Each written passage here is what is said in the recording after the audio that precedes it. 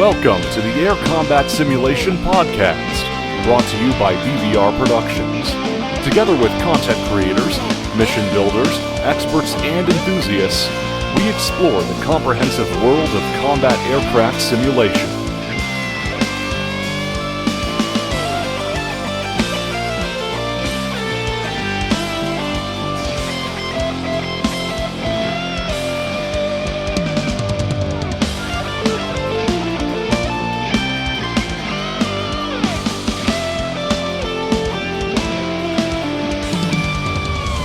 Hello guys, welcome to the next episode of Air Combat Sim. I know we had a bit of a hiatus here, a few months break for different reasons, but we're back and we'll be back with regular content, I hope every 3 weeks from now on. And a few housekeeping notes, so to speak, before we move to our today's recording with Wags.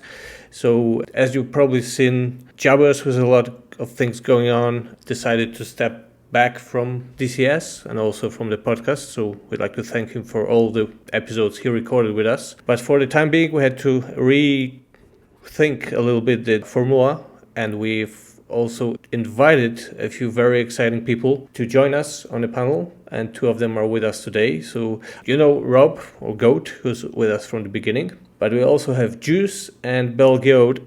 I hope I pronounced it right. So Juice is from the Air Warfare group, and Bel Giode is the YouTuber and also you might know him as a voice of Flip Wilson from the Raven One. Hey guys. Hello. Yeah, it's actually Bel Giode. Bel Giode. But I'll let it slide this time, only because you got my name in lights.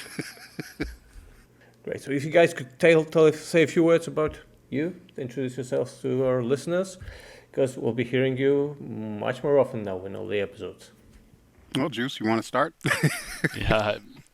Mine's not as hard. I got Juice in my first call sign in my first squadron in Okinawa in 1983, and it's a play off of my last name. And it's not orange juice. It's a different kind of juice. Well, and let me just throw this out there that, one of the things that, as some people have noticed, we're not as consistent as would like to be in terms of the frequency of our episodes. And so we really are lucky and are excited to have Juice come on board to help keep the frequency up and great content flowing. So we're just glad to have him. So welcome aboard, Juice. Yeah, I'm a natural at all this. My wife says I talk too much. So I'm Juice. This is my first podcast since joining the team back in January. Been working with Baltic Dragon and Goat on on our activities that we're doing over at Mondays.com, and kind of coming to fill the void as far as somebody to kind of keep the ideas flowing. Not necessarily that there wasn't any ideas that were not being generated before, but just to I have a passion for sharing aerospace, and I think this would be a good fit for me to come in. I'm waiting to be fired at any moment. And as stated, my name is Bel Giode. I am the same Bel Giode from YouTube, the purple hat guy, as most people tend to call me whenever they run into me in conventions and so on. Pretty much what I do is the channel. So the channel morphed years ago from just a standard gaming channel to a more flight sim oriented channel. So DCS was actually one of the very first things that I started making videos of, as well as FSX, X-Plane, P3D, and now Microsoft Flight Simulator, which appears to have dominated the channel. Aside from that, I've done voiceover work for other folks. Ranger 79 comes to mind, some of his earlier campaigns from way back when he actually had me do a few different voices for. And then, of course, my lovely host, Baltic Dragon, working with him for Raven 1 and, of course, the upcoming campaign as well. So you might say that between all of that, it keeps me very, very busy. But I'm extremely pleased to be here with my fine compatriots and ready to get the show started. Amazing. Really happy to have you guys on board. And there's one more person who's not with us today, but will be joining the podcast, which is Ralphie Dude. whom you all probably know. And you also know we have Cosmo and Tricker, and that's, I think, the whole kind of, how you call it? Gang? The whole group? Or the gang, yeah, whatever. The You'll band's be all hearing from together. us. Yeah, you'll be hearing from us more often now, I hope, and regularly, every 3 weeks, if all goes well. All right, so I think that's it for the housekeeping, and without further ado, let's move to the interview with Wags. So we're here today with Matt Wagner, Wags from Eagle Dynamics. Hi, Wags. Hey guys, glad to be here. Good to have you back.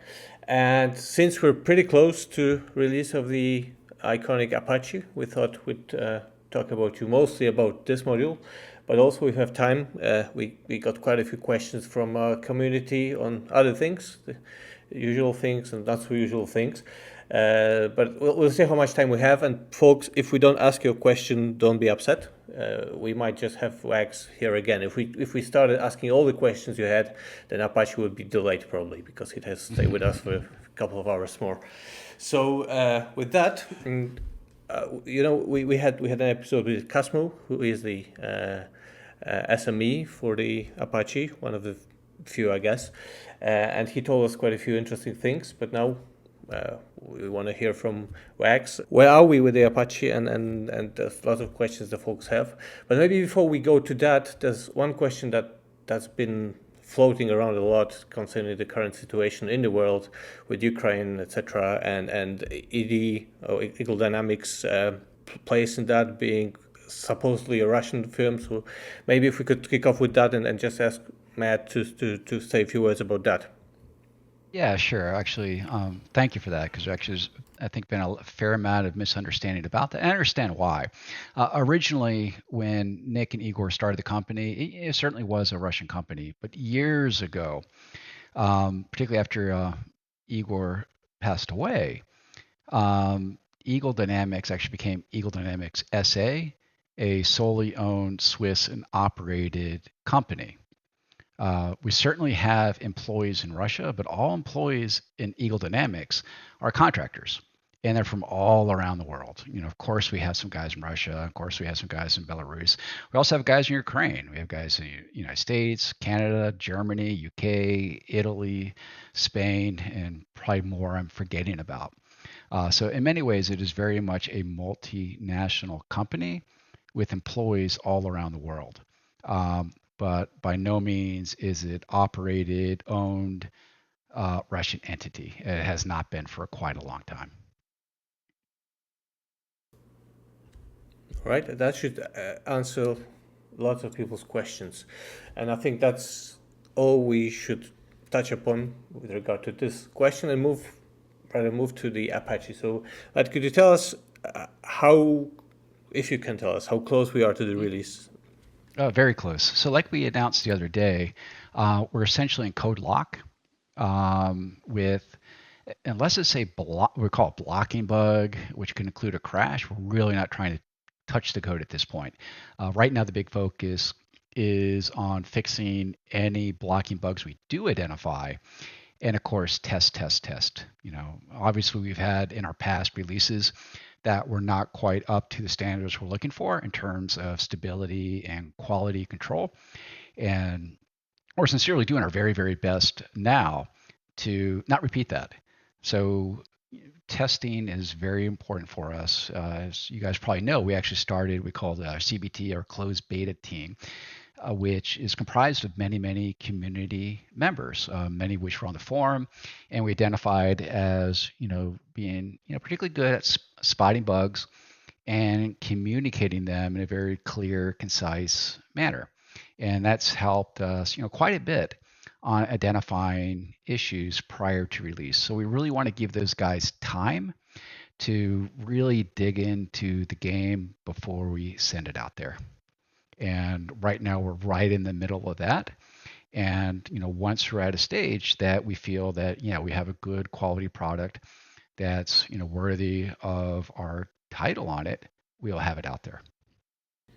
So can you explain a little bit just about because I think people are curious, what has changed from the old process where we had some hiccups to the new process? A lot of it's just the number of eyes looking at it now. Previously, years past, we had just a fraction of the number of eyes, both internally and externally, looking at the product before it went out, and that led to problems and things got missed. And that's where I think we've spent a lot of time improving, is having a much more thorough QC process that we don't miss stupid things anymore. And I think the Hind, by and large, was a good demonstration of that. And it's my hope and expectation that the 64 will even more so, show that we can release a really good quality product at EA. I think the overwhelming support from the community has been, we're happy to wait for it to be a little bit better than what it probably would have been if we rushed it and everything. Most certainly. And how is the SMEs part playing into that? Because it seems I saw this great video of Cosmo where you were flying with him and a few others SMEs, Yep. Which we'll probably put in the notes for the episode, because it's really good to see. But was Apache, were there more SMEs involved than in previous products, or how does it look? So for this product, we definitely have more SMEs actively on board with this one. But more importantly, they're also, compared to past products, the SMEs are much, much more engaged. Actually, to the last, are also all big DCS players.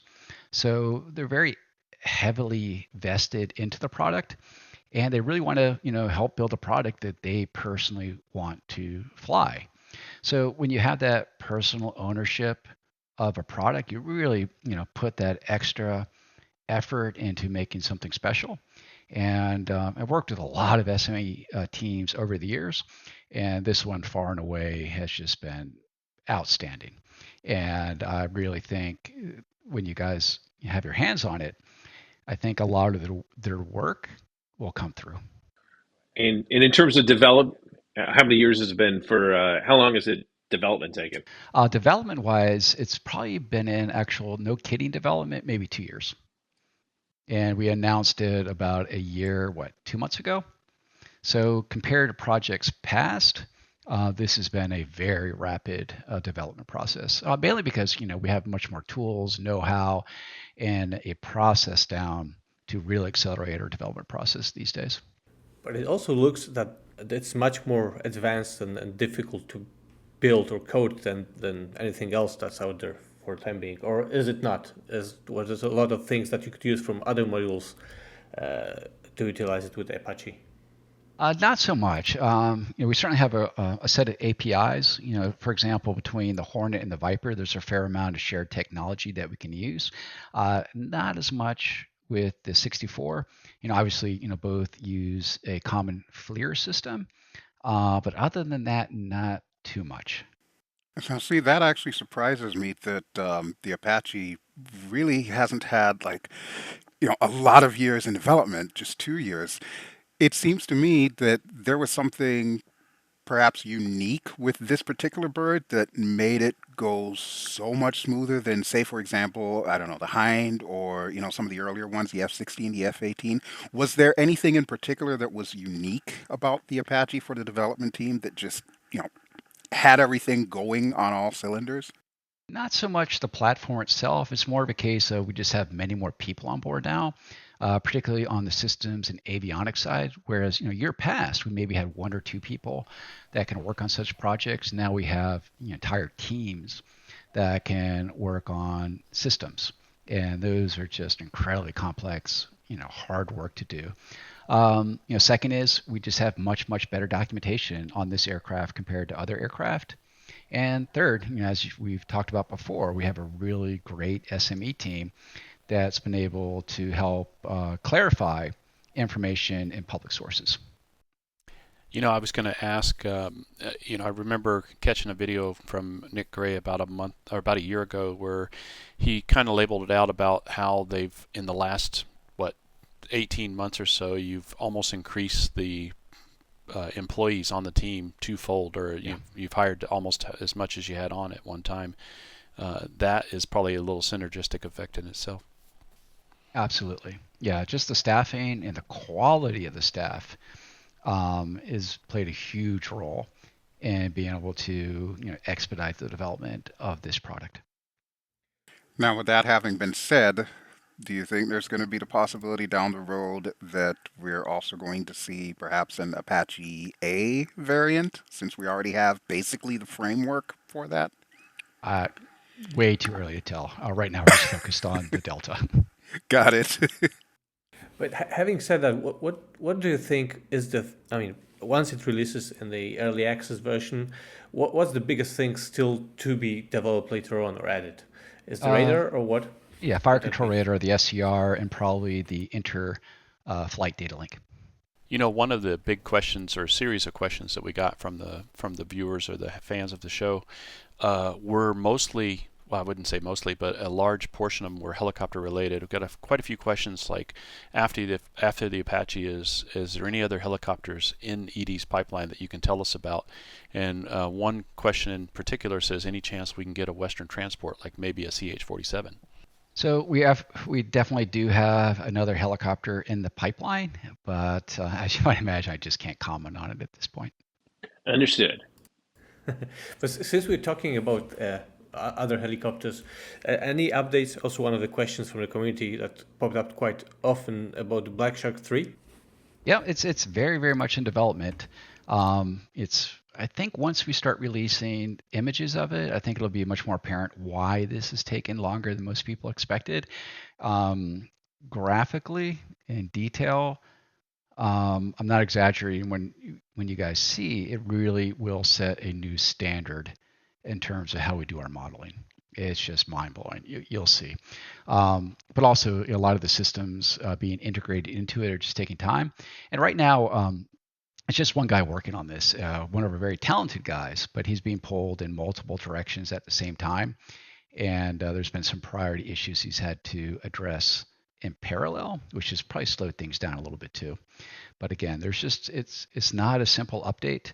There's quite a bit going on here, which again, once we have the 64 out, that will probably be much more a focus for us to start releasing more details on. So now, would that also include following up on some of the older helicopters, for example, adding things like multi-crew to the hip? One of my longtime favorites, by the way. Sure. It's just, as always, it's just a matter of time and resources. We have finite people and finite time, and it's determining, what's going to be the biggest bang for the buck to make our customers happy. So you do A, then you deny the time to do B. And it's one of those things that, unfortunately, regardless of what decision we made to put our priorities on, there's always going to be one segment that's very happy with it, but often a much more vocal element that's going to be unhappy with it. But in a perfect world, we would have unlimited resources and unlimited time to do everything in parallel. But unfortunately, it's just not the reality of the situation. That does make a lot of sense, yeah. One of the questions that also pops up often is regarding the kind of new models versus base game ratio. So let's say the AI, or the thing that the AI would quite often hit you directly hit the pilot in the helicopter, etc., etc. So those kind of things that would need some balancing. How important are they on the list of things to do? They're important, particularly things that impact gameplay globally in DCS are very high priority. Again, we have a lot of priority things, unfortunately, right now, and we have a large queue. Nothing is being ignored by any means, and I think we're aware of almost everything. It's just a matter of having the people to put against resolving those issues, and we're literally going as fast as we can on those. Cool. So when we take a look, so I thought one of my favorite questions that came in from the community was, will we be able to hang something on the hooks in the Apache? Not that I'm aware of. We are looking at, after early access release of making it an option of the hooks. Personally, honestly, I was a little taken aback by the amount of negativity that people get so distracted about that when they should be focusing on much more important things like flying a helicopter. but to each their own. Yeah, I didn't hear any of the negativity, but I live in a more close world or kind of put those pieces off. But I would say that it's always interesting to me when I sit there and I'm watching the videos and you got the hook and it's moving and it just looks Yeah. really cool. So whether we're talking about the fan and the hind or things like that, to me some of those little nuanced details of it are just Well, actually, super this is nice. an So. example of something that the SMEs brought up that they really wanted to see in there because literally, you'll be hard pressed to find a 64 without the hooks, and to have it not in there, it would just to them not look right. So yeah, maybe later we'll do a better physics modeling just on the hook, or in the meantime, again, what we'll probably do is we'll just make the hooks an option if people just get overly focused on it for some reason. I can definitely tell you that it's those little things that count. Things like the fan, things like the hook, especially someone like myself who I only fly in VR. So, I'm going for the most immersive experience possible. That's the kind of stuff that, to me really shows that Eagle Dynamics cares about the modeling of the aircraft. It's not even so much about the actual systems, the combat capability. It's those little tiny details that really make you feel like you're in the bird. Yep, that's her goal. And the pilot's body, is it going to be out the initial release or later on? If not release, soon after. It's also one of those things that we spend a huge amount of time on, not just the body itself, but a whole new animation system, which will look much smoother, much more lifelike than anything we've done in ED product in the past. Great. And sorry to digressing, but I also remember you saying the same is being done for the infantry models. Yes, right? But that'll come probably later. Our priority right now is the 64 pilot model. And it's not just for like a single player. When you're in multiplayer, you'll actually see your co-pilot be moving around based on his head movement as well. Amazing. Yeah. And so for Copilot, let's also switch for single player for the AI Copilot. Can you say a few words about how that's going to work? Right. So George is in principle based on the system we first established for Petrovich for the Hind, but a much more refined but also modified to be specific to how you fly the 64. So actually, probably the next video I'm going to do is literally going to be on George. And in a nutshell, if you're in the CBG seat, you have the ability to command your pilot in the back in either hover bob-up modes or transition cruise modes. And the key is finding a system that, one, is non-intrusive, because you don't want anything in your forward field of view that's going to interfere with the HDU and distract you. So everything has to be kind of off the center.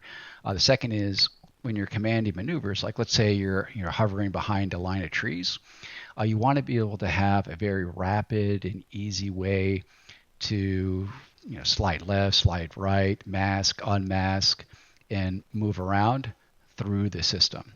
And that's where the system, I think, really shines. And I can't honestly think of another AI interface that can do it. There's some great interfaces out there for fixed wing, but for helicopter, it really is a different animal. And I think once people start flying the 64, they're going to better understand that.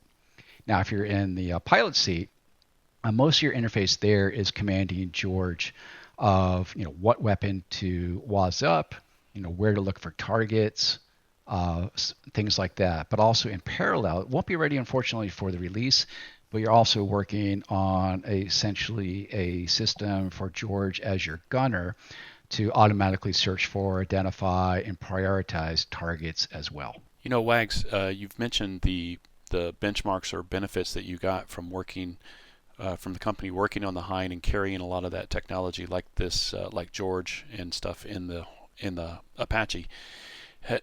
How does this module compare to other development milestones or other development challenges with, like, let's say the Viper or the Hornet or any other recent aircraft that we've received from the team?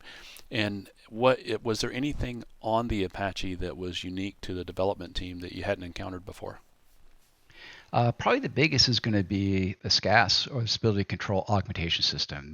That, I think, more than anything, has been a lot of work, because we're not just modeling the physics of helicopter flight. Those are obviously pretty well known, but it's how the SCAS system then modifies that to make it much more easy to fly for the pilot has been much more of a challenge. And also, many people probably noticed that originally we had hoped to have the altitude and position submode of attitude at release, but we're not going to be able to unfortunately do that until after, just because it is such a complex system.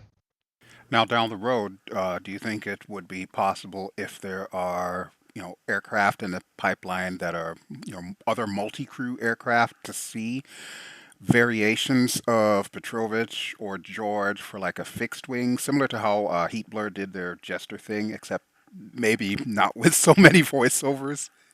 So when we do the next fixed wing, we'll certainly look at alternate ways of a AI interface. It probably won't be Petrovich or George. It'll be something more unique and more applicable to fixed wing operations. What form exactly that will take, I don't know yet. But certainly I do not think it'll be the old menu system. We'll find something a bit more elegant, a bit more useful, and easy to use. And obviously, a lot of new thought is going into George. So, are you going to kind of backfit it to the previous helicopters once it's ready, so to advance them as well? Well, if you're referring like to the Huey and the Black Shark, probably not a direct backfit, because again, also you got to remember that George is specifically made for the 64, particularly in terms of the hover, bob up, transition, and cruise type flight modes that we have for it. There's elements that later we can certainly look again. I know it always comes back to time and resources, but that's exactly what it takes to backfit something like that into, say, like the Ka 50 or the UH-1. But hopefully with Black Shark 3, we'll be able to do something like that, where we can do something like Petrovich adapted for the Ka 50. You mentioned the interfaces between the Rio, like they have in the 14, the other crew members that you have, the George, Petrov. How is the interaction going to be like in systems like link systems that allow the Apache and the A10 to talk to each other? Are there going to be capabilities such as sharing mark points or anything like that? Well, I don't want to get too deep into it, but those are two different data link systems. The A10's on saddle, although it does have a gateway to Link 16, and the version of the 64 we use does not have Link 16. So there's really no data link capability between those two platforms. Today, yeah, there probably is, but not, say, in 2005 to 2010, which is the time frame that we're modeling. So basically, the Apaches will just mostly be able to link with their partners in the formation or in the fighting force. Mostly within their flight, but then also, of course, with JTACs and things like that as well. But it is not part of a Link 16 network. Link 16 came later in life for the 64. Actually, Link 16 was a big element of the Guardian. One more question, not directly linked to that, to Link, but people asking on the day one when it's released whether it's going to be a mapping done, like a predetermined mapping for the Warthog HOTAS. So it's easy. I understand it's going to be quite. I've read the manual. It's going to be quite complicated. Actually, it's funny you brought that up, because literally right before we started talking, just got done recording a control setup video for the 64. And I think what most people find is it's actually not that difficult to set up once you know what to look for. We're going to certainly have some pre-maps after early access. We'll probably will have some CBT members and people like that propose good setups that will include as defaults. But I think it's much more useful to have a good understanding of the control system and allow people to set up the controls that works best for them. So how do you use it? I mean, so what are you using for the collective and the Right. cyclic? So it really depends on the aircraft, but for the 64, I use a Virpil Constellation and a CM3 throttle. Now you're talking my language there. And I did see the video that Casmo put up the other day with his Virpil setup. So I'm thinking for those of us who have Virpil, that's going to be a godsend. Yeah, it works very well for me. I like it because on the Constellation, you have a really good thumbstick axis controller, and you have an equally good one also on the throttle. And you're going to want to have at least a couple on your HOTAS setup if possible. One for controlling your MPD cursor, and the other for slewing the TADs. Duly noted. But if you don't have an axis controller, you can also certainly map control of either of those to like a four-way hat switch. So by no means do you have to have multiple thumbsticks. Yeah, I think most of the time when I ever encounter like mapping issues, it's generally user error. You guys generally have put out enough, more than one way to make these things work. So sure on day one that, to your point, if you have the motivation, you'll figure it out, and I'm sure you'll have the basics. Yeah, and I think the video you'll see probably actually honestly later today, which I guess actually when you have this video, it'll be history at that point. But there's a core set of controls, both the pilot and CPG seat that you'll want to map. And then there's a lot of flexibility of kind of secondary controls. The other thing to keep in mind with the controls is it's essentially modal in that you have a category of 64 controls for the pilot and a category of 64 controls for the CPG. So when you're in the pilot seat, you'll only use those controls assigned to the pilot. And then if you move to the CPG seat, you're only going to be using the controls assigned to the CPG. So that way you're not having to map both CPG and pilot controls all to the same bindings on a HOTAS system, which would be a nightmare. So for example, for me, when I'm in the pilot seat, I'm just using mappings and controls for cyclic and collective. But then when I jump over to the CPG seat, all my controls are then automatically mapped to the left and right hand grips on the TDAC. Huh, that's pretty neat. Now, I know a lot of the VR folks that I talk to, one of the biggest questions that's come up is whether or not the helmet queuing system, I forget the proper acronym. Yeah, whether or not that's going to be represented in one eye or if we'll have the option, like with other modules, to put it in both eyes. Yep. So left eye, right eye, both eyes. Sweet. You probably just made a lot of people happy with that. Yeah. So actually, we've mentioned this before, but obviously a lot of stuff, and I'm guilty of this. We'll say online can kind of get lost very quickly. But actually, again, with this video I just put together, I've made a point of that, talking about it. Yeah, I think the point in that video was that somebody called out that there was still some fire. You could see fire in one side, or you could still see some fire. You couldn't see it in one. It was because left eye, right eye, or single eye, which is the real world is single eye, right? Partly. Yeah. Well, the other issue too is when you project video to the HDU, it's not 100% opaque. You're still going to see a bright light source behind it. It's just glass with a projection to it. So if you have like a bright light, like a fire behind the HDU, you're still going to see it as well. It's not like a TV screen that's completely opaque. I was thinking, you mentioned the FLIR before, and since there's lots of things going to happen at night for the F-64, and I know the night vision goggles are not used that often, but still, while working on the new FLIR system, are you also going to improve the NVGs for the game? Honestly, right now we're pretty happy with the NVGs. Sure, there's room to tune, but most of our work right now is just focused on the FLIR system, which we want to make just the best available.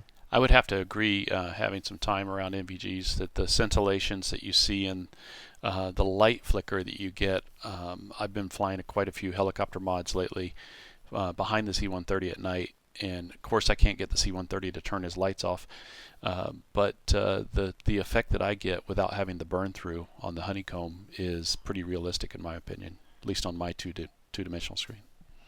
Yeah, we've had multiple SMEs review the MVGs, and yeah, there's a few points they'd like to see tightened up, but by and large, it's not that far from reality. So again, as always, it comes down to time and resources. And right now, given that what we have right now is pretty good, it's not perfect, but it's pretty good. There's more important items for us to focus on, particularly again, finishing up the FLIR. Yeah, it's always funny. Being in the software industry myself, I always know that we always have a list of things for our products that's like 1 to 100. Mm-hmm. And as Matt said, it's always like, yep, that's on the list. But would you rather have this or that, this or that? So it's always. That's often what it comes down to. Yeah, for sure. You do one thing, you lose something else. Yeah, it's always the trade-off, but give it enough time. It is. But I also think one of the things that you guys, just as a commentary, I think, often holding back on the releases has, I think, quieted a number of folks, and I think rightfully so. I don't think, as we've talked about previously, when we talk about beta or early access versus something else. But I think, when we look at the quality of the product that's coming out these days, I don't think anybody's going to be, or shouldn't, in my opinion, have too many squawks. I feel very confident when it's released. Everybody's always going to have something to say, but the quality of the product that you guys have been releasing of late has been fantastic. I appreciate that, and I've said this publicly before, but we're not going to repeat what happened with the Viper. In that case, a big part of it was public pressure and being browbeat to release it as soon as possible. That's on us. We should not have released it at that point, and we certainly not be doing that again. Well, I can definitely tell you, at least with a lot of the Facebook groups that I'm in charge of, we have paid very close attention to that, because honestly, a lot of us did get the Viper back then, and we've stuck with it, but we've actually got your back on that. Whenever the subject comes up, we're always trying to basically tell everybody, listen, this is how it is. You could either get it now and be unhappy, or you could just give them the time they need to get everything done. That brings up a good point, because I always urge people to buy it advanced, because it helps pay for the development. It allows you to get it at a discount rate and allows you to accumulate a little bit of miles points. Even if you're not planning to fly it, unless you can afford the $69 or the $62 for that module at today's price, you're going to pay for it more later. So if you already plan on getting it and you can afford it, I just tell people get it. And I honestly thought it flew nice out of the box, at least the handling characteristics. I was able to go out and do pattern work with a proper fuel load, doing closed traffic within 2 weeks. I mean, it was amazing to me. And I've got a year on Vipers in Korea. If I had a nickel for every Viper landing and takeoff I ever watched, I could probably take us all to Starbucks.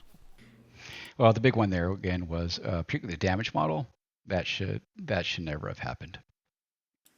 I think we're at the point now where we can definitely go let bygones be bygones, because most people have. As a result of that, yeah, we've got all the stuff that's come out since then. We've got the Hind and so on and so forth. And I think, if nothing else, that has definitely redeemed the company in a lot of people's eyes. Oh, that's what's important, and it's actions, not words. There's been lots of bad things being said by different communities, but in general, I think this is the people that have problems are the most vocal ones. Oh, no and I'm doubt. looking, the people playing the campaigns, for instance, and they're all very kind of, in a way, forgiving. Things don't work, and they say, oh, okay, it's fine, it's normal. There's so many things that are under the hood that it can happen. No problem, I'll just wait. And there's no really hard feelings there. It's also nice to see. No, 99.9% of our customer base are really genuinely good people. Smart, well-spoken, knowledgeable. But of course, you're always going to have that very small minority, like any game, any community. We're not unique in any way in that regard. That, for one reason or another, multiple reasons why, that they'll tend to just focus on the negative rather than what's positive. But again, it is what it is, and it's part of this industry, and it's part of product development in general. Yeah, it's interesting though. I guess it was a few weeks back. I was talking with BD a little bit about some of the feedback that came back about Raven One, and what I appreciate is trying to make these are campaigns that are made in conjunction with real Hornet pilots, and trying to make it as realistic as possible. And sometimes that's the boring stuff of kind of going from point A to point B. And just when I see the feedback where people go, well, this takes too long or things like that. Well, that's a different type of game. I find it interesting though to see the various feedback that comes back, or feedback we get from time to time. That's interesting. Which brings to mind my next question. Any chance we can get to see some campaigns with like Casmo and so on in there? Like campaigns integrating the game with Yeah. Cosmo as a voice actor, you mean? We do plan a campaign for the 64, which will come during the early access period, and our inside or in-house mission creator will be working on that. I'm not sure if he's worked out the voice actors yet, but I would not be surprised if Casmo and some of our other SMEs take part in that. Awesome. We also spoke to Cosmo today, actually, about a campaign done together.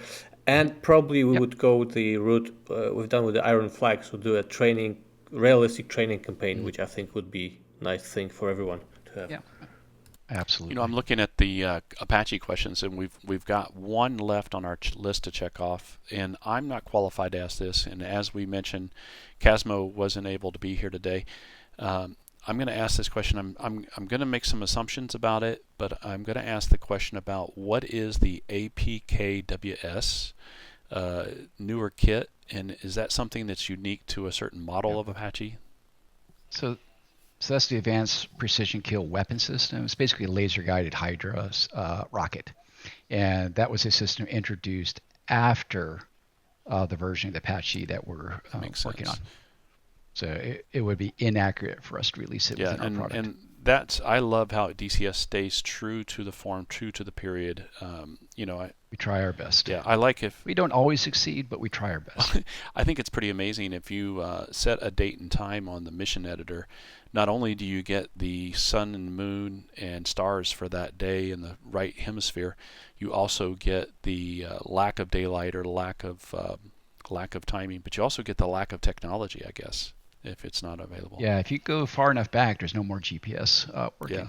The question further goes on to ask about a specific thing about it, ability to turn on on and off the inner pylon for like harms example. I didn't even know the Apache could carry harms. It doesn't. I think maybe you might be referring to the Viper instead. It could be. It's looking. It says. Oh yeah, they just grouped the question together, but there's no reference to the Viper. But you might right. Yeah, so with the, it's got a whole different kettle of fish, but with the Viper, we finally got what we consider very credible sources about loading harms on the inner stations, and it was very much dependent upon the unit. Some units actually did wire it up that way, where others did not, and we think that in the end that was probably causing the most of the confusion. So we went back in a later patch and we did just that. We made it an option. If people don't want it on the inner stations, they don't have to. If they want it, it's available. Yeah, the only disparity there is you're going to have to choose if you want one bag of gas or two. Yeah, I'm not sure if I'd want to go on a seed missions, which is one bag of gas in the center. Even then, if I'm on a seed mission, I want a ECM pod down there, not a bag of gas. So at that point, then I'm going on internal fuel only. No thanks. Anything to keep the tankers out of harm's way too, because that would single bag is a lot of refueling in the Viper. So I think since we go through all the questions on the Apache, I don't know if there's anything you'd like to say more, Matt, or we could maybe move to some other questions that folks have, and there's quite a few of them. No, it's just, I want to, thank, you guys and all of our customers about being patient. Obviously we had initially planned to have the product out by the end of last year. Unfortunately, when we made the estimate, that's exactly what it was. It was our best estimate at the time, based on the level of progress remaining, what still needed to be done, and the allocated time projected to get that done. Unfortunately, there were some items that ended up taking longer, and COVID did have a very appreciable effect on the product in terms of staff availability, and it pushed us out. And it happened again later into January. So by no means was any date projection ever meant to mislead in any way. All I can say, again, it's just the best estimates at the time, and sometimes those evolve as situations evolve. We deeply apologize for it. We're sincerely sorry that caused some of our customers frustration and anger, but we really sincerely hope that when you get the final product, that it will all be worthwhile. I think, as just said, people by now are kind of they don't push. They're used to having to wait because they get a much better product at the end of the day. So that's not a problem. And it's something that we see a lot in just about all of the communities that form around the various flight simulators. I'm sure you probably know Microsoft flight simulators have more than their fair share of flack when it comes to, releases and, of course, bugs being introduced. In fact, I would dare say, and this was something that we were discussing on a recent Three Grumpy Simmers podcast that we do, that it seems like Microsoft and Asobo right now are kind of in the same place that Eagle Dynamics was in a few years ago. And I'm not sure if they've really paid much attention to the lessons that Eagle Dynamics have learned. So we're kind of seeing history repeating. Well, it's one of those things that's a massive, massive product, and we have a team literally full-time on it. That's all he does. Like I said, I think we actually talked about this in the last podcast, that we're not developing a very simple route and link system. We're developing a whole larger strategic economic industry model behind it all. And all I can say is it simply takes time. No one is slacking off or anything like that. No resources have been reallocated from that. It's just very complicated. It's taking time. And it's not just building the underlying code and all that, but it's also creating an all new interface system that people can jump into and have an intuitive and really fun time. And when we do have something we can actually show, whether it's the interface or me flying a mission in the campaign, there's no one more looking forward to that than us. For sure, it's going to be great and a big, big, big thing. And I can just see by the questions asked that that's something the community is looking forward to a lot. Yeah. Well, it's one of those things we recognize as a very, very high priority. That's why we have literally dedicated staff on it. And in terms of actual game play, I can't think of anything higher in my own mind. So even for me, it's one of the most important things that we need to have for the product. And I think Nick and Kate certainly agree. And then the other, I think, most asked question just behind the Dynamic campaign was the update on the Vulcan technology, I guess it is. I'm not really good in that. So again, any news here? Well, Vulcan and actually more importantly, multi-core are, again, with very dedicated staff working on that full time. They're just monumentally big tasks that take time. And unlike, say, creating a new module, there's not like work in progress art we can show and things like that. It's all based in code. And, I think particularly multi-core is going to be the much more important factor for performance, which I think is where most people are interested in. And there's work ongoing, every day on this. Every week we have a staff meeting, and all the weekly notes, talk about the progress on both those aspects. And I can't give a date, and nor do I really want to at this point, but it is actively being worked on. Again, no resources on it have been allocated elsewhere. It just takes time. Yeah, I think the multi-core threading, hyper-threading possibilities or the fixes on that will actually move any potential bottlenecks up the chain. Once you get it off of the CPU and start offering more capability at the base, and then you can also work out, people can work out their graphics card issues and stuff like that. It's the multi-core where we really see the big performance coming from. I'm really interested in knowing more about the meetings every week. Do you think that you might stream that out to the No, I'm audience? sorry. I'm That's not going joking. to happen. Just Yeah, I was teasing. laughing while muted. All right. We talked about. You talk about any comments about the Mirage? Um, as a general policy, I don't talk about third parties. I let them speak for themselves. Okay. All I can say is it's looking fantastic, and I have every confidence that RGs is going to do an outstanding job on the F1. Here's one. I'm sure you've been thinking this was going. What are the chances for the F-18E? That's certainly aircraft we'd love to do at some point. It's just, right now between the 64, the Viper, and the Hornet, we have our hands full. I imagine. Yeah. Is there the documentation out there for the E that would be available? I don't know. Knowing. I've not even checked yet. Yeah, I just didn't know. Again, third party.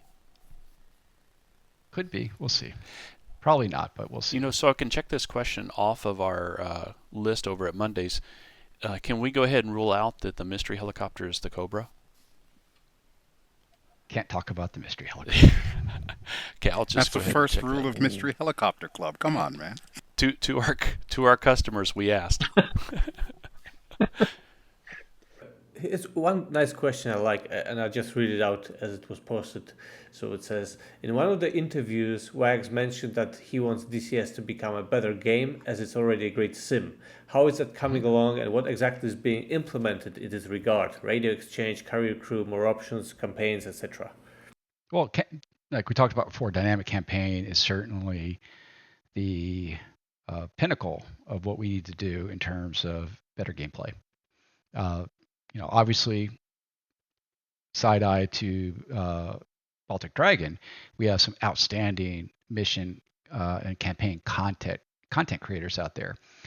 But having a dynamic system that is ongoing, persistent, dynamic, particularly in a multiplayer environment that people can check in, check out, and have no kidding cause and effect from mission to mission. That's where we need to be someday. So that's number one. Obviously, number two is going to be improved AI. And we are making, I think, good progress on the AI. I think people have noticed recently some of the changes we've made to some of the dogfight AI, particularly how it's using two circle versus one circle and things like that. That's continuing to evolve. A lot of work going on the ground AI right now. Other communications options we want to further improve. ATC, of course, being chief among those. And ATC is one of those. We actually have design all ready to go.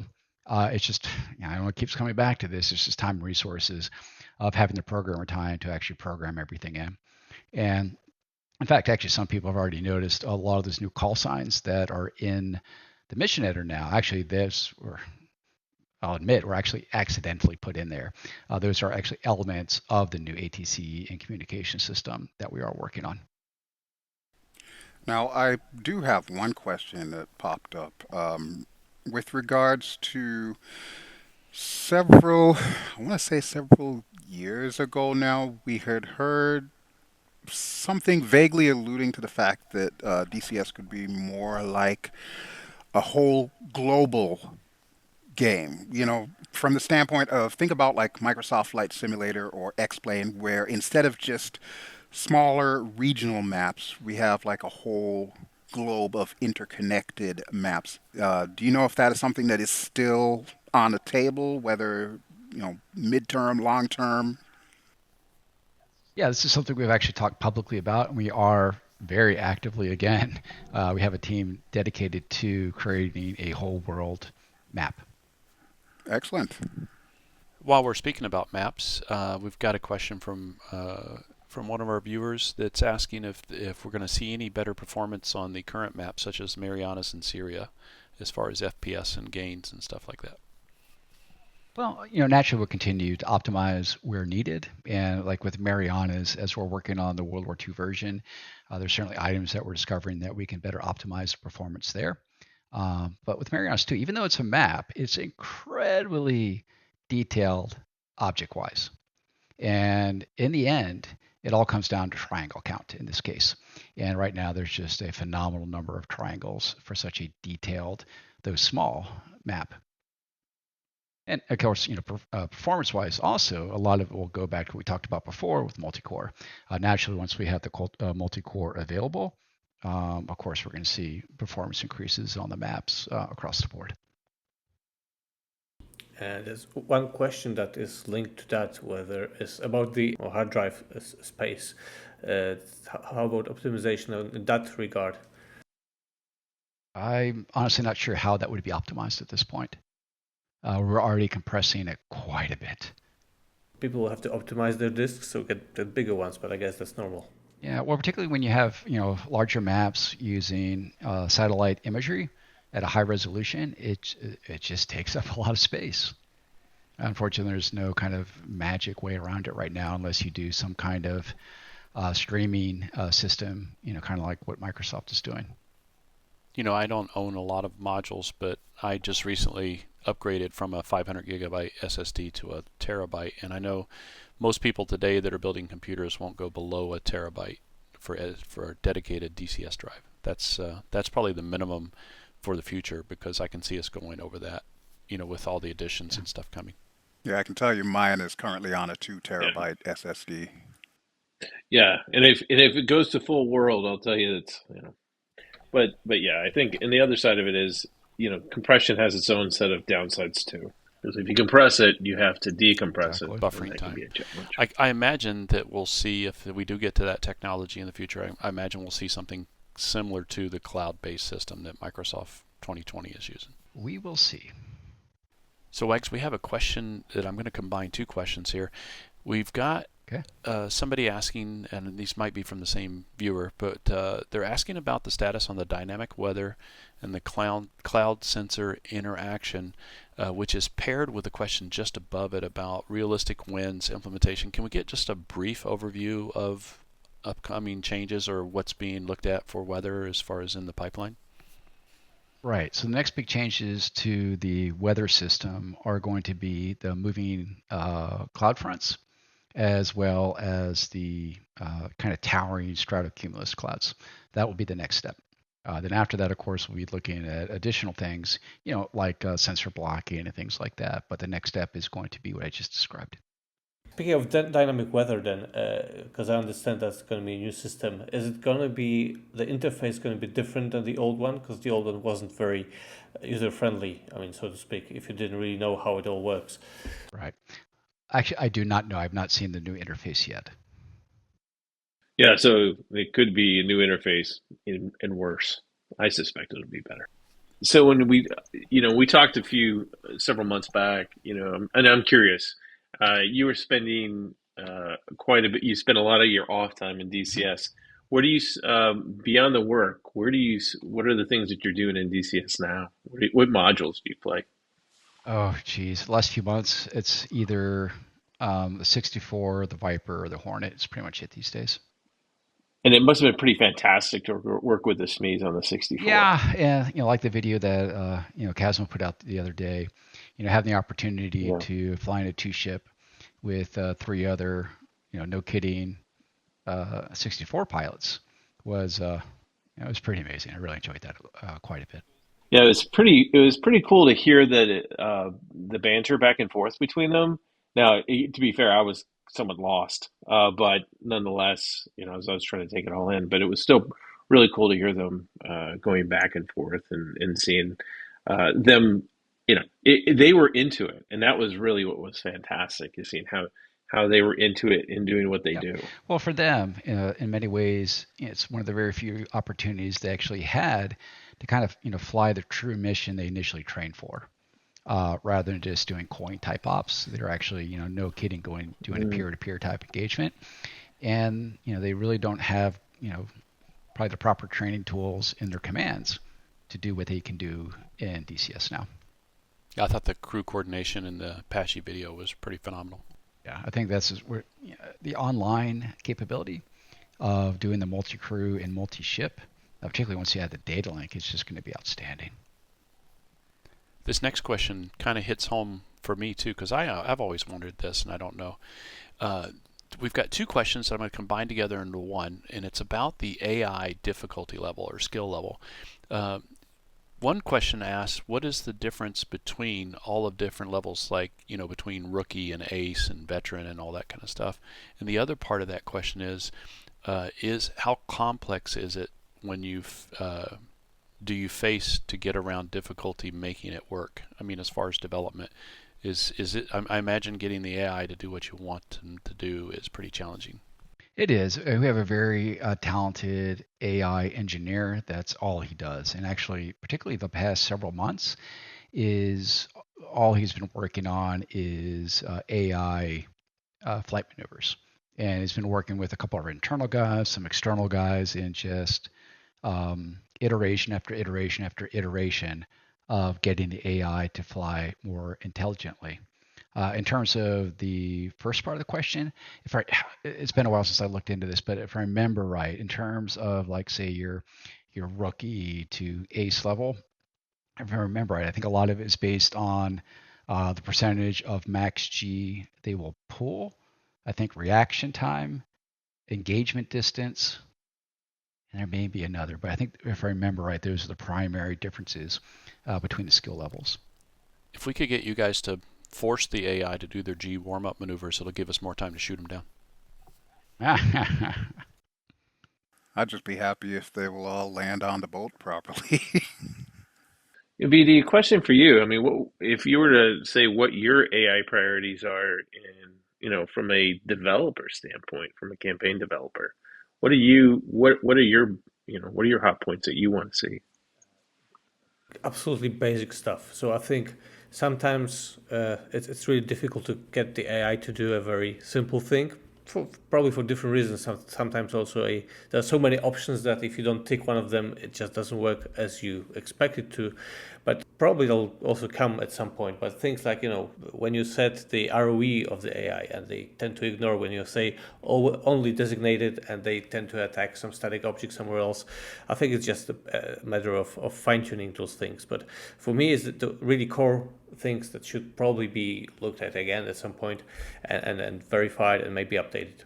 I mean, don't get me wrong, there's a lot of things we can do with the AI and a lot of things that can be done with the mission editor without even scripting. So it's really amazing. And when I see the amount of options the guys put into the editor, it's just phenomenal. Yeah, that's interesting. No, got it. Hey, so Matt, I don't think you give out real numbers, but in just percentages, is the DCS community growing? Is it pretty stable? Is it continuously, or what are you seeing? And was there any kind of spike during it's COVID? It's growing at a good pace. I'll leave it at that. Okay. And then when it comes down to, I'm very partial to Baltic Dragon, my good friend, and the quality of product that he puts out.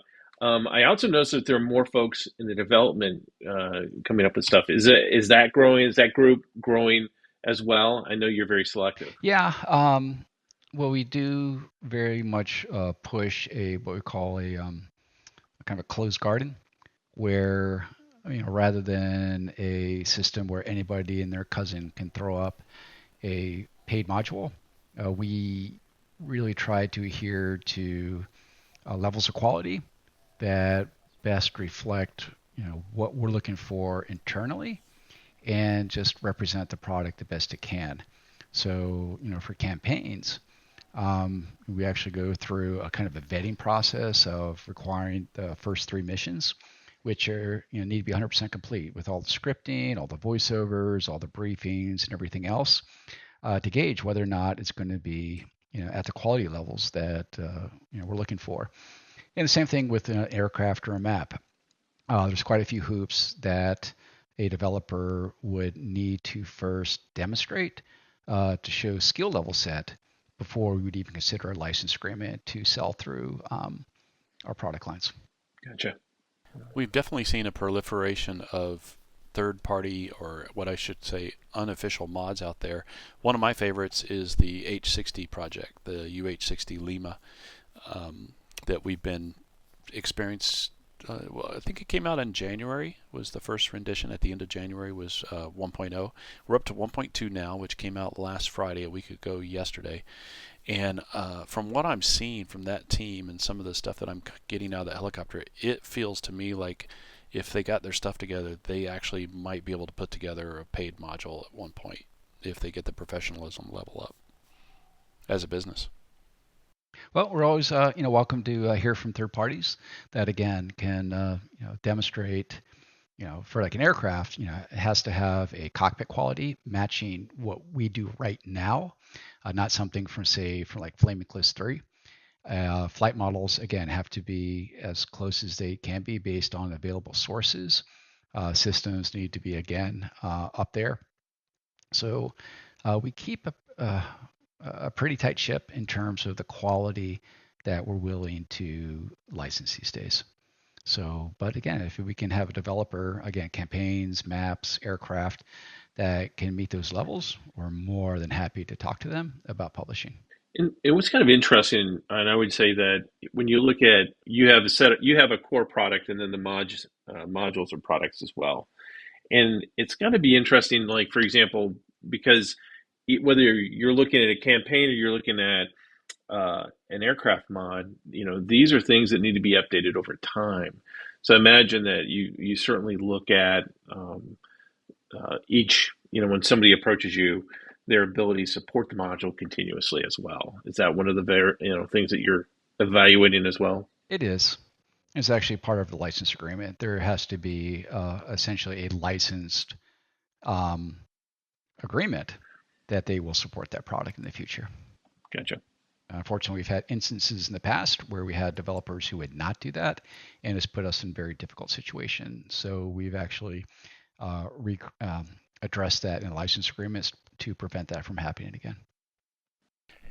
We did have another question was unanswered about the F-18 flight model changes on its roadmap, but I think we covered that in Sparses. The question specifically at the end is the F-18 flight model overpowered? Not that we're aware of.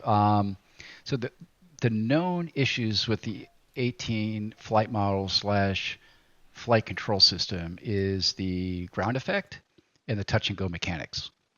Everything else, based on our data available in CFD modeling, is correct.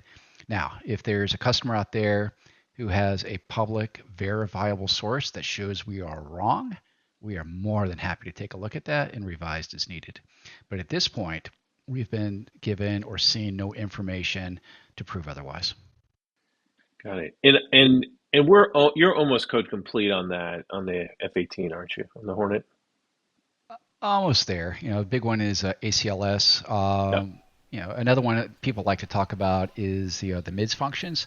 The problem is, there's some vague references in some documents, but again, as far as I know, there are no actual detailed documentation of that system, and we're very limited about what we can do on it, because particularly in this day's environment, and given that we do have some Russian contractors in Russia, we need to be extremely mindful of sourcing. Yep. You mentioned the ACLS. I did a series on the Air Warfare Group about a year ago on Case 3 recovery, and what I got, there's ACLS lock on mode 1 and mode 2, and mode 1A. And mode 1A and mode 2, if I'm not wrong, it works. I can't remember.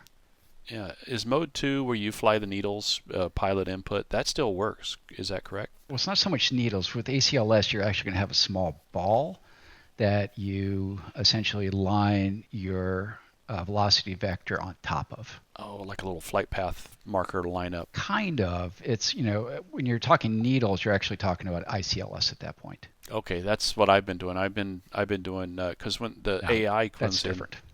Yeah, that's ICLS. Mothers will call you and say, "Hey, ACLS lock on mode 2." Right.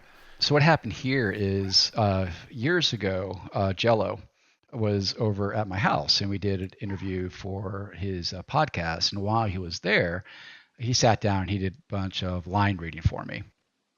And part of that, I believe, was some of the ACLS calls, and then also We had a couple other guys do the ACLS comms as well. So we have that all in the game ready to go for when we actually have the no-kidding implementation of the ACLS system in the Hornet itself.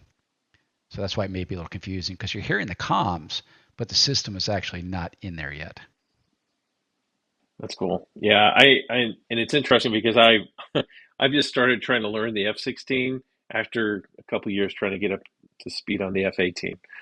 Just as a commentary, it's, a lot of it comes down to time investment personally, which as I mentioned, I have two 7-year-old boys vying for my attention. They generally win, but when we sit there and we take a look at it, it's there are these nits and nuanced pieces that it just takes time to learn. So, and it is, and so I appreciate when Juice comes out with with a great video that we can watch, and it helps me get up to speed faster. So I appreciate the community's documentation as well as WAG's and getting us there. No doubt. I've been doing this for 24 years now, and really? There's just nothing that compares to this larger community. Yeah, it's pretty fantastic, the amount of content. And and again, all someone has to do is jump into YouTube these days, and you get a bunch of phenomenal, quality content. And certainly, it comes down to technology is advanced and all these other things. But just like you guys listed the other day, a group of folks that you can look at as references. I think it's great. Yeah. And without that, I'm not sure. What's the shortest distance to get proficient in one of these aircraft? It would take a lot longer. Well, there's no doubt. It's kind of the two-edged sword of the DCS product. On one hand, it is incredibly detailed and, for the most part, realistic. And a lot of people really dig that up. On the other hand, it can really scare away a lot of customers for those exact same reasons. But I mean, even now, looking at the hardware support, what is the Wing HOTAS Orion with the F-16 grip? Holy smokes! Yeah. Actually, literally, when I was making this controls video, I think that's one of the things I mentioned is I think we're literally living in the golden age right now of PC flight sim peripherals. I can't think of a time in the past where there are so many quality options available than what we have right now. And those options have come on like in the last 2 or 3 years. It's like alien technology was just handed to these companies. Yeah. More like 80s technology. Well, hey, bring back the good old days. Well, yeah. Well, we'll take it. But yeah, I mean, I just have to laugh about it, but it's so true. And and you talk about immersion, and what a great, and one of the things we've talked about is having another podcast specifically about gear, because to your point, 2 or 3 years. But now looking at that, and I happen to have bought the Orion and got lucky enough to get the F-16 stick, but or at least a handle to go on top of it. But it's all modular, and then the trade out. Now it's not cheap at all, but at the end of the day, if you want to invest in it, there are a lot of tools that are out there for you to invest in to try to broaden your immersion. It's pretty fantastic. We're getting close on our time limit, like over by 20 minutes, what we tried to shoot for. There's actually one question left, and I'd like to ask Wags, this is our first time talking. We've talked in emails back and forth. But if think of this as Wags the enthusiast, not Wags the senior producer. What's your favorite module you like flying the most? Like if you were just going to go do your airmanship yoga, what I call it, and what favorite map would you like to fly on? Like pick one module that you just go relax with, and what map? Let me divide that into two. If it's just me by myself flying, it'd probably be the Viper in the Syria map. If it's me flying with a buddy, then the 64 in the Caucasus map. The reason I mentioned the Caucasus map, it's probably, maybe actually the Channel might be also a good choice. It's the best analogy I have right now for a kind of Western European map. And I don't think I made it a secret, but the number one map I personally want to see as an enthusiast is a Fulda Gap map. That's the ultimate map I want to see for DCS someday. We'll see. Unfortunately, that map has a massive number of challenges, which is why we have not done it yet. Well, I can speak for the rest of the community. We're surely looking forward to the World War II version of Mariana Islands. Indeed. Yep. So Indeed. That's going to open up. that's one of our big growth areas coming up now. Super. Well, great times ahead, as always, with DCS. There's so many nice things in the making. It's always something to look forward to. Always. Yep. Right. It's a never-ending process. Exactly. Well, like, thank you very, very much for taking the time, being with us, answering all the questions. You're very welcome, guys. And looking forward to the next time we have you here. And well, let's wait for the Apache. And thank you very much. As we said before, we're going to be more on schedule now, every 3 weeks, I hope, with the episode. Lots of things to cover still. So thank you very much. Thank you, everyone. All right. Thanks, Thank you. folks.